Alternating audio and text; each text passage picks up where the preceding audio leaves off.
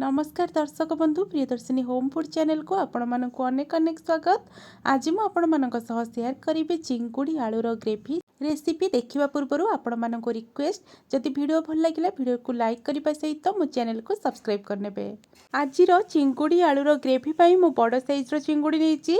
साधारणतः नई चिंगुड़ी ठारू यार साइजटा बहुत बड़ होता है। तो यही चिंगुड़ी आमर ग्रेवी आइटम कले बहुत ही टेस्ट लगी था। तो यही चिंगुड़ी को प्रथम मु धोईकी तार चोपा बाहर करके लुण हलदी देकी भाजी नहीं। प्रथम मोर भिडियोटी टिके स्किप हो जाइथिबारु आपण मानक मु क्षमा मागी नउची। तो एठी सेम प्रोसेस रे जेमते आपण मानक कहली चिंगुड़ी को धोईकी ताकू टिके लुण हलदी देकी तेल रे टिके भाजी नेबे। चिंगुड़ी एठी सब भाजी हे गला परे मु गोटे प्लेट को चिंगुड़ी को काढी नउची। आपण माने चाहिले खाली चिंगुड़ी रे मध्ये एई ग्रेवीटी बनै परिबे, किंतु मु एथिरे टिके आलू ऐड करिछि। आलूर साइज आपण माने लंबा किंबा स्क्वायर पीस रे मध्ये काटि पारंती। तो एठी मु आलूर चोपा छड़ेइकी ना सेतिरे लुण एवं हलदी देइकी ताको हल्का टिके नाली पड़िया जाए भाजी नउची। आपण माने चाहिले कंचा आलू ऐड करि परिबे, किंतु जेहेतु आमे ग्रेवी बनाउचे आ मते पर्सनली तरकारी किंबा ग्रेवी रे भाजिकी आलू पकेबा को बहुत बढ़िया लगे। तो तार टेस्टा मत टिके बेसी भल लगी थाए। आलू ये भल भाव भाजी गला परे ताको मत मु प्लेट को काढी नेइची। आ एठी मोर प्राय गोटे चमच तेल बड़ी आउ गोटे चमच ये मुझे सोरष तेल ऐड करुच्ची। तापरे तेजपत्र डालचीनी गुजराती ऐड कर सारापर अल्प टिके जीरा फुटे नौची। जीरा भल भाव फुटीगला से दुईटी मीडियम साइज कटा पियाज ऐड करुच्ची। आज रेसिपी रे बेसी तेल मसलार यूज नहीं, अल्प अल्प मसला देके आमे आज यही ग्रेवी बनैबा जोटा आपण मानकु बहुत ही स्पेशल लागिबो। बे पियाज को नाली पड़िया जाए आमे भाजी नबा। पियाज भल भाव भाजी गला परे गोटे बड़ चामच अदा रसुण पेस्ट दे दूची। तापरे गोटे मीडियम साइज टमाटो दे दूची। आ टमाटो को आपण माने प्यूरी दे पारंती, किंतु मैं एटी काटिकिना दे देछि। ए सब को भल भाव मिसई नै सला परे आमे एतिरे स्वाद अनुसार लुण एवं कलर पाई हल्दी पाउडर, आधा चामच धनिया पाउडर, आधा चामच एटी चिकेन मसला ऐड करछि। तापरे टिके कलर पाई काश्मीरी लंका पाउडर अल्प टिके पानी देके आको मिसई नबा। आपण माने चाहिले पानी धेरे ए सब मसला गुंड मिसईकी मध्ये ऐड करि परिबे। जेहेतु हमर मसलाटा सुखिला अछि तो सेथि पई मु टिके पानी ऐड करके मिसई नउछि, जेमति मसलाटा तेल रे पोड़ी न जाए। तो ए सब को भल भाव मिसई सारा परे एटी देखि पारथिबे अल्प टिके पानी दे देइतिली।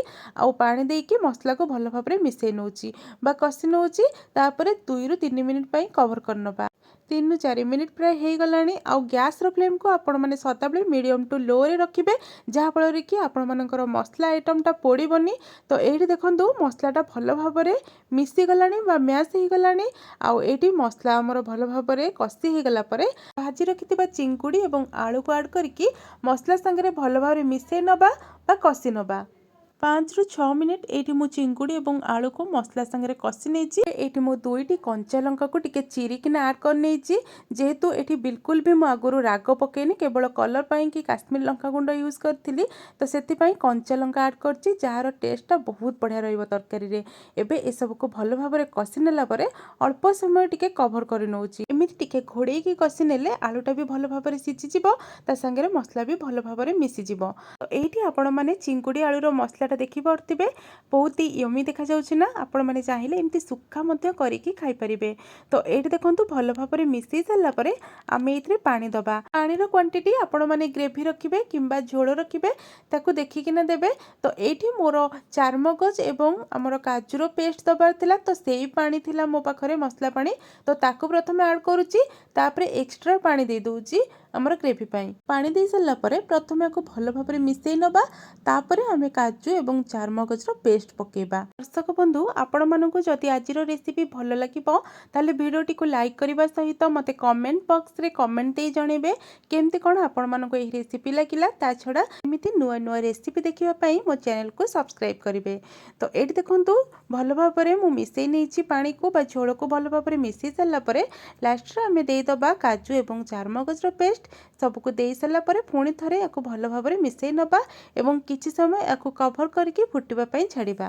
आगुरु आमे जेहेतु चिंगुड़ी आलू को भल भाव में कषि नहीं एवं ग्रेवी बनाऊे तो बेसी समय फुटाइया लगे मात्र 2 ରୁ 3 मिनिट भल भाव में फुटे सारापर ग्रेवीर टेक्सचर सांग को तार लुकटा केते बढ़िया आसी।